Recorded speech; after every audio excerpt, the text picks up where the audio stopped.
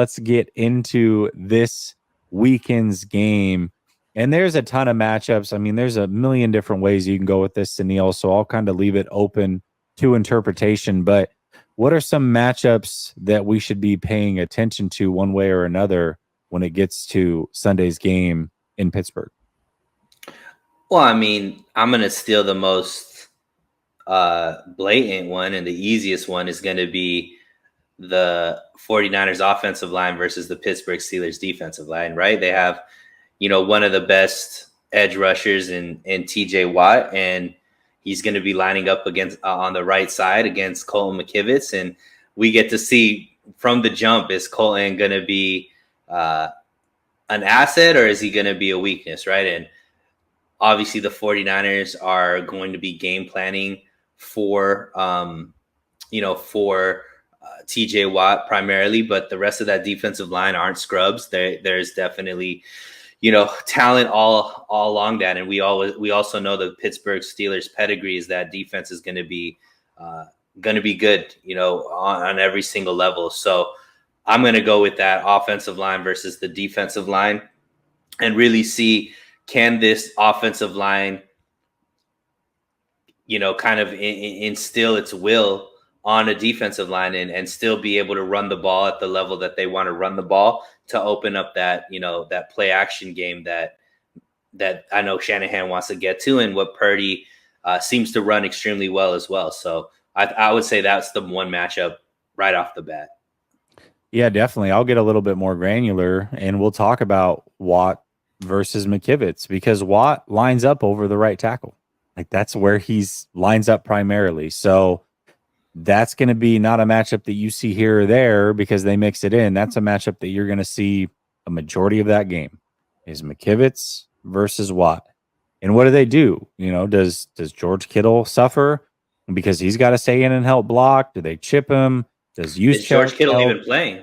Is George Kittle even playing? Yeah, right. Yeah, that's a whole nother thing in itself. But yeah, I mean, this is where it's at. It's Watt versus McKivitz.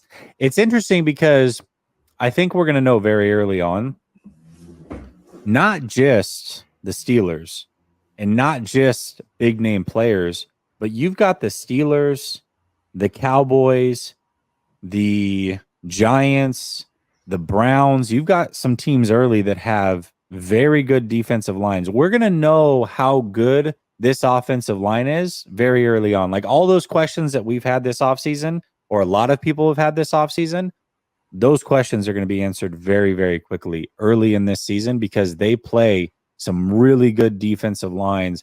And the Steelers are no slouch. It's not just Watt. It is not just Watt.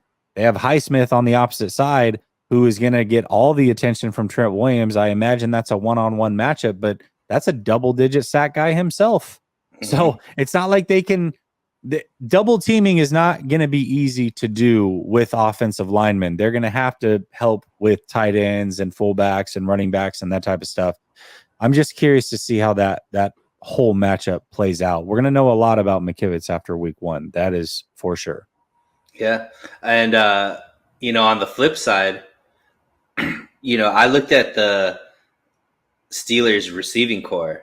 Mm-hmm. And I didn't. They're good, right? Deontay Johnson, Pickens, and they signed Allen Robinson, which I forgot that they had signed. So they have 3 very, very productive receivers there. So we get to see right off the bat what Wilkes brought to this cornerback room to see how they're going to be able. That nickel corner is going to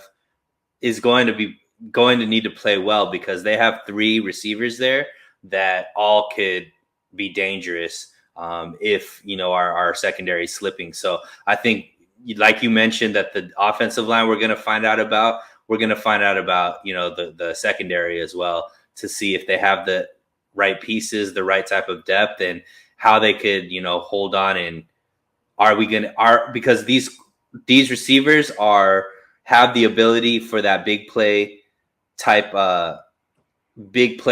stuff, which has burnt the 49ers in previous years. So we get to see if they've cleaned that up as a lot, or are they going to be able to have a field day on us? Yeah, I would say another one that I'm looking forward to, especially if Bosa doesn't play. If Bosa plays, I feel good about it. But how do the 49ers edges create pressure against their tackles? Mm. And the tackles in Pittsburgh aren't necessarily the best. And that's why if Bosa plays, I love that matchup.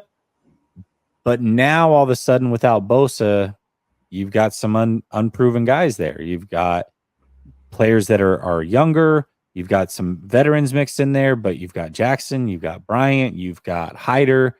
So it's kind of a hodgepodge of mediocrity, really. Yeah. And can they get home without Bosa against those tackles? I think that's going to be another huge one that we've got to pay attention to. So the 49ers edge rushers versus the tackles of the Steelers, can they get home and create pressure on Pickett? Yeah, and the last one that, well, there's a couple more, but the Najee versus this defense, right? Because Yeah. we've seen that the weakness has been the run defense. Well, week one, we're going up against one of the better running backs in the league on a team that likes imposing their will, right? And they do that through the run game. So Najee's a high volume running back for them. He's physical. So are the 49ers going to be able to hold up against this rushing attack? Because much like the 49ers, they have a young quarterback there that they want to, establish the run to make the game easier for him as well.